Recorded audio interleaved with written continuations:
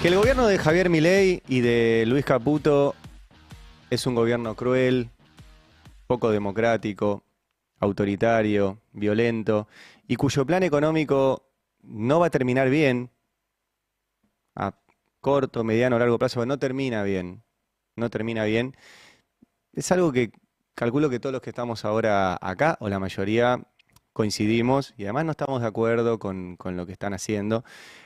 Eh, Ahora, quedarse en ese diagnóstico y en ese análisis y en simplemente creer que tenemos razón, cuando el gran acierto que tuvo Milei fue montarse sobre un montón de miedos, de frustraciones, de odios, de rencores, de angustias, de sentimientos que tenían millones de argentinos a partir de una situación económica que hacía muchos años que empeoraba y a los cuales les prometió rápidamente una solución, y que tiene, y ahora empiezo a decir cosas que por ahí están en desacuerdo, pero que tiene logros no económicos, sino comunicacionales muy efectivos. Y comunicacionales que después generan emociones. Y por eso pensé en llamar esta editorial Es la economía emotiva, estúpido. ¿Por qué digo esto? Nosotros desde que asumió Milei vemos que él anuncia que tiene superávit, que él muestra que baja la inflación, que el dólar no solo no sube, sino que baja. Todo por intervención estatal. Todo. Desde que asumió Milei, el Estado interviene en absolutamente todas las áreas de la economía, incluso más que antes, a pesar de que él dice que el Estado debe correrse. El Estado es el que mantiene el dólar pisado con el carry trade, el Estado es el que fija las tasas de interés, el Estado es el que está manejando también que no aumenten las tarifas, el Estado es el que le está poniendo límites a los... El Estado interviene en todos lados con Milei, con todos lados.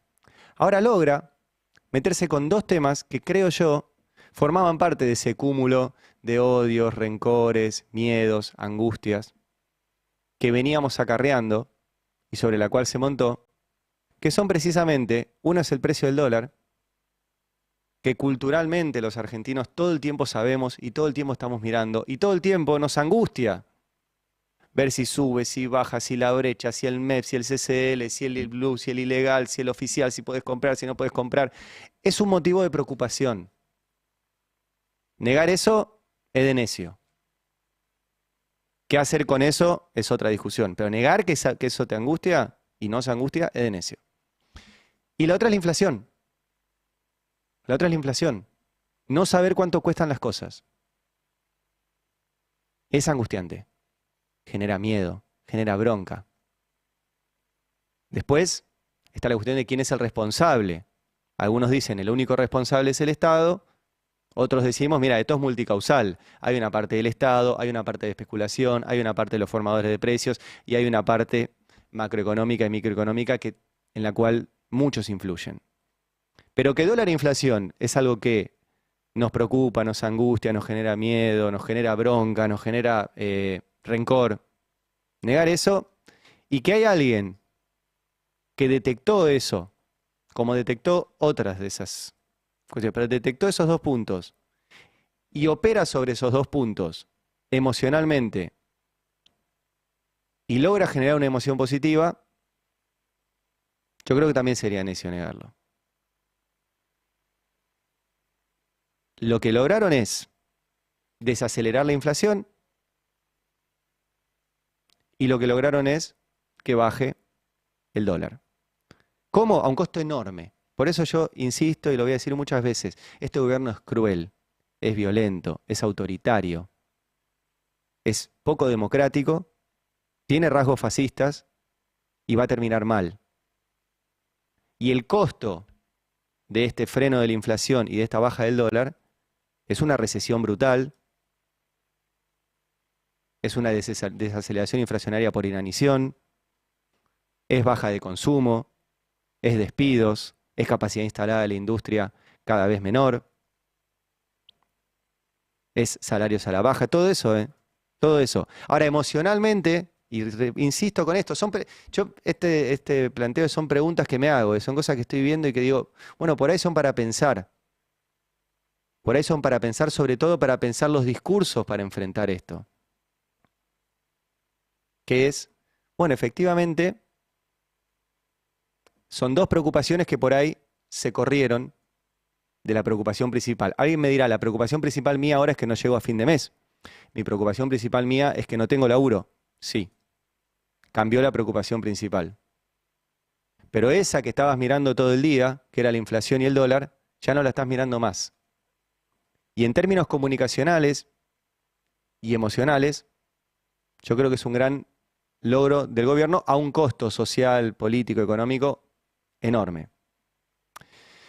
Ayer lo volvió a repetir el ministro Caputo y lo repiten, creo yo, porque se dan cuenta de que tienen ahí una herramienta comunicacional muy potente. Aunque sea mentira, pero es muy potente. Mira, escúchalo. La paga me subió 130, 140 en el año, el gas 200, la luz 300.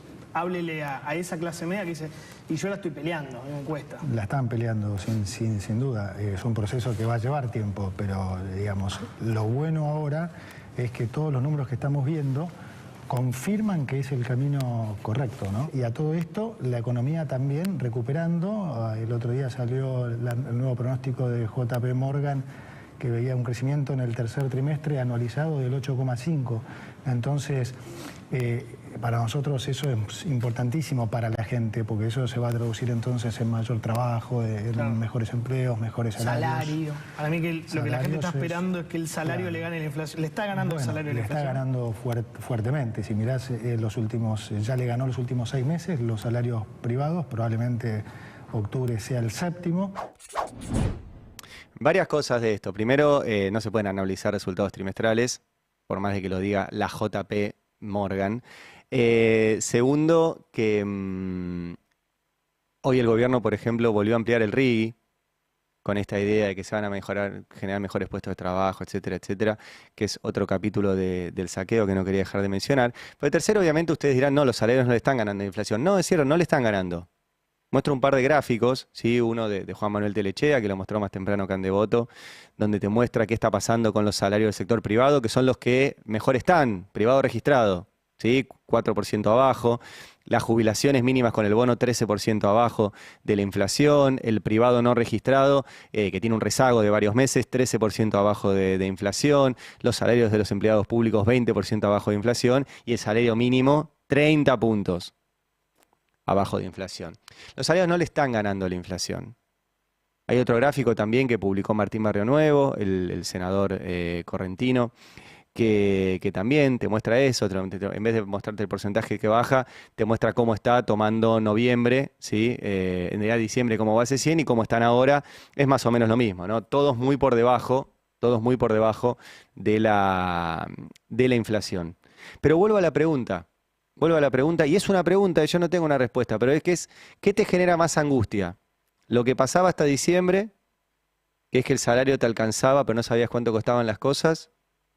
¿O lo que pasa ahora, que el salario no te alcanza, pero sabes cuánto cuestan las cosas? Es una pregunta, yo no tengo la respuesta y en realidad me angustian las dos. Me angustian las dos. Pero volviendo a esta lógica que es cultural y que está muy metida, miramos mucho más inflación y dólar que salario. Y lo tenemos incorporado. Y hoy, insisto, creo que el gobierno tiene una herramienta comunicacional efectiva, que es que logró estabilizar algunos precios. Digo algunos porque, insisto, está frenando los tarifazos, está frenando aumentos, está reteniendo la inflación, interviniendo desde el Estado. Pero logró frenar eso. Y también logró, vuelvo con eso, frenar algo que es el dólar. Y te lo va a vender, y yo insisto mucho con esto, como que con esto solucionó todos los problemas. Y no es cierto. Nosotros tuvimos en la Argentina reciente momentos de dólar quieto y de inflación quieta. Fueron los 90. Se le ocurrió a Cavallo. Paréntesis, Cavallo ayer fue sobreseído en la causa sobre sueldos por la Corte. La Corte dijo que había pasado demasiado tiempo la causa judicial, plazo razonable. La Corte la tuvo 8 años guardada la causa. Y la resolvió ayer diciendo que había pasado demasiado tiempo. Cierro paréntesis y voy a los 90. ¿Qué hicieron en los 90? Un plan de estabilización, porque veníamos efectivamente de una hiperinflación, y el plan de estabilización consistió en el 1-1, en la ley de convertibilidad. Y efectivamente se frenó la inflación, a cero. A cero. Ahora, ¿qué pasó con los salarios? Y quiero mostrarles el gráfico de evolución de los salarios en los últimos 30 años. El inicio son los 90. Y van a ver que es una línea plana. No se mueven los salarios. El salario real estamos hablando, ¿sí? El poder adquisitivo. No se mueve, es una línea plana. ¿Por qué? Porque cuando hay inflación cero, se termina la puja distributiva. No hay más. Es más, no solo es plana, bajó un poquito. Y mientras los salarios no se movían, ¿qué pasó en los 90? Aumentó el desempleo, aumentó la indigencia, aumentó la pobreza, desaparecieron industrias, cerraron comercios. Y explotó en el 2001, un año donde no solo no hubo inflación, hubo deflación. Hubo deflación.